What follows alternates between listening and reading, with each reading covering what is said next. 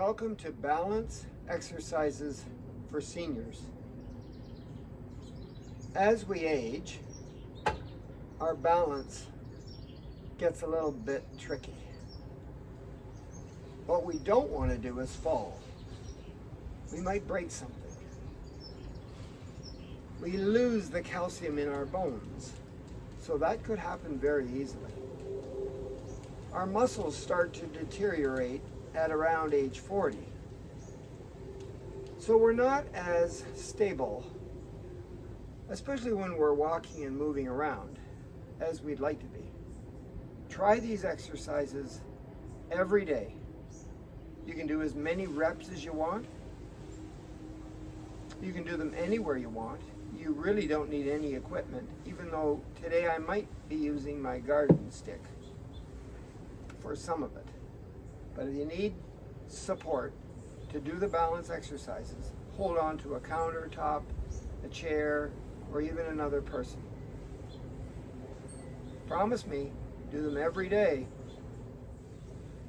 Exercise number 1 is called the one leg. You can do it not moving or moving. I'm going to show you a bunch of different components of the one leg. So I've got my garden stick. I'm going to hold it here, or I could be holding on to a chair.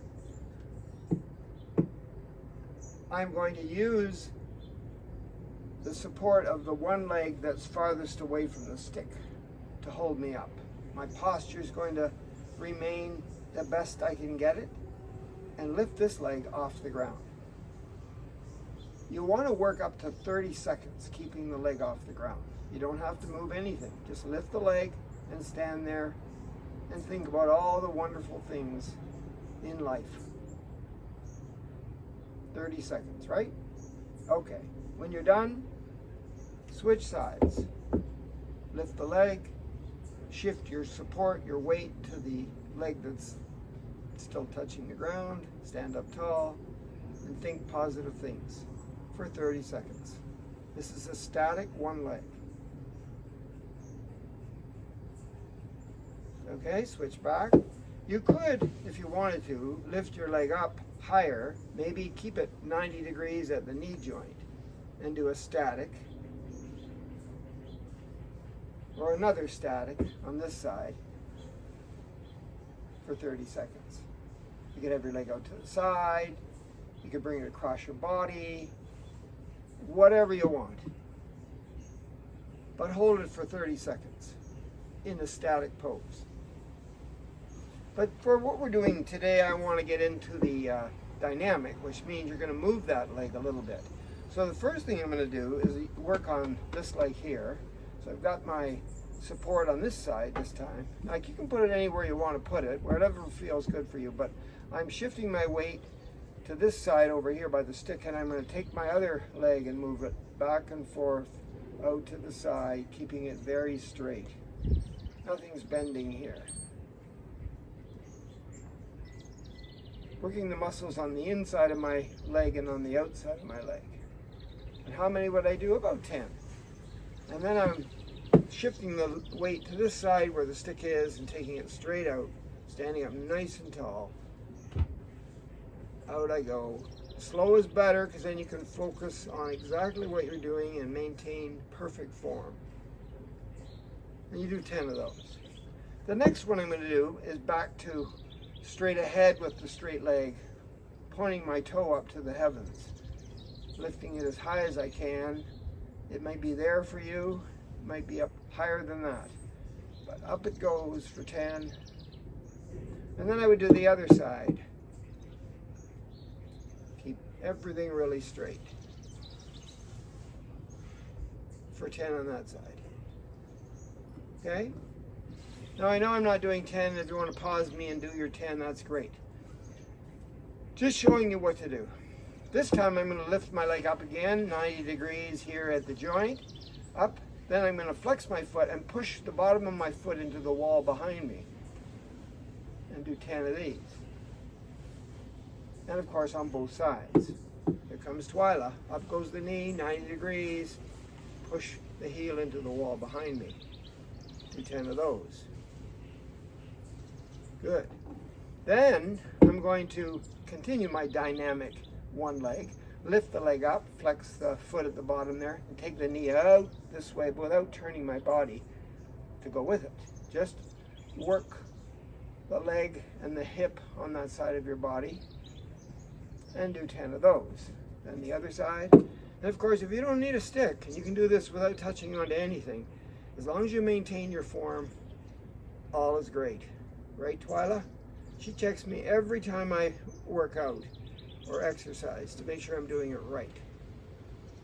And it's very hot this morning, and it's about 9 a.m. I'd say it's 28 degrees. I feel like I'm in Florida, even though I wouldn't want to be in Florida right now. So you do 10 of those. And then you take your leg, keep it straight, and make circles. The circles can be small, like you're polishing the floor, or you can bring them out so that you're higher up. You could even make figure 8 circles if you wanted to, but you make circles. 10 of those on one side, polish the floor on this side, go either way, go both ways. Just maintain great posture. Don't go so fast like I am. And you can make figure 8s if you want. They're harder, but do 10 of those. Got it? That's the one leg. Exercise number 2 is called the plank, or the tightrope, or the balance beam, since we just had the Olympics. So I can do this anywhere. I'm now on a wooden floor here, and there are boards. They look like planks. I could do it in my house, out on the lawn, anywhere I want, but I'm just going to go in a straight line. I'm going to stand up nice and tall before I start to walk. I'm going to walk very slowly, but I'm going to try to put one foot in front of the other. That means the heel touches the toe. Baby steps. I'm looking down at my feet to make sure I can see where I'm going. And I go about 10 steps this way, very slowly, heel, toe, and then I go back, toe, heel, straight down the plank or the balance beam without falling, keeping my head down. Once I've mastered that, I'm going to take my head and put it in neutral with my chin on a ledge, shove the chin into the back of my neck, relax everything, and do it again, looking straight ahead using my peripheral vision to see where the plank is. So there I go again, and very slowly, baby steps, arms out if you need them for balance. And you do 10 of those. Of course, you've checked the space around you to make sure you're not going to trip over anything. And if you did fall, are you going to bang your head on something? You might need a bigger space. Maybe outside on the lawn would be a good idea. In the park someplace. Make sure the ground is flat though. Okay? Otherwise it just gets harder. You can still do it. Okay. Now I'm going to cover one eye with my palm and do it again, looking straight ahead, chin on the ledge, arm out if you need it. Then you do your 10 forward and then toe heel going back. And of course you're going to switch sides and see how it feels doing it on this side. 10 forward and 10 back. This isn't really a workout that you can do with me unless you want to just briefly go through them with me. You need to take time to do at least 10 of each of these. Okay? And then once you've done that, the last part is to cover both eyes with your palms and try it. First of all, I'm going to check the floor good. Maybe I'll just take one. Whoops, I already stepped off the board or the plank. 2, 3, just to make sure.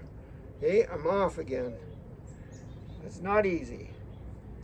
4, 5, do 10 of them. And then I'm going to slowly go back. It's harder going back even. For me, anyway. So I'm covering both eyes. Well,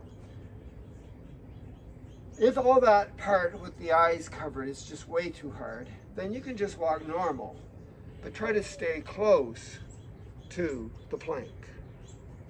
And then walk back. When you walk back, you use the same muscles as you used when you went forward, but a few extra ones. So you should always practice walking backwards whenever you get a chance. Exercise number 3 is called Beat the Clock. I called it that because there was a TV show when I was young that I used to watch called Beat the Clock. People did some crazy movements. And then I thought, no, I'm going to call this What Time Is It, Mr. Fox, because that's my name. And I thought, I know, that's a story that I used to use with kids in school. Doesn't matter. Just imagine that you're standing in the middle of a clock. The clock is on the ground. And right straight down there is 12. So you can touch that with your toe. That's 12. And then over here to the right, or whatever it is, your left, that there is 3. So I'm going to touch that with my toe.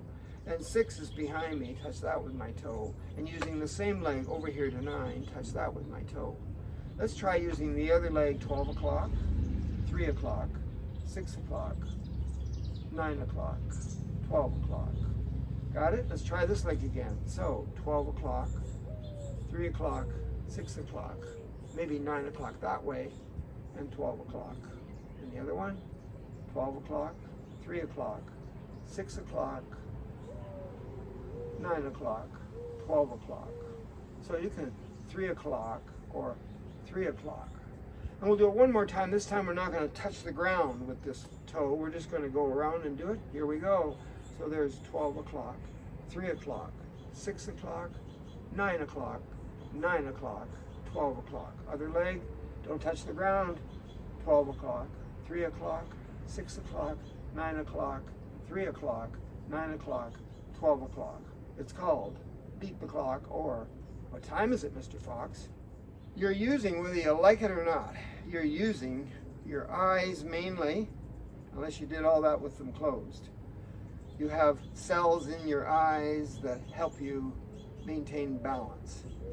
People call them proprioceptors. They're external because they're in your eyes. They're outside your body, kind of, and they're proprioceptors. But you also have proprioceptors in your core muscles deep inside your body.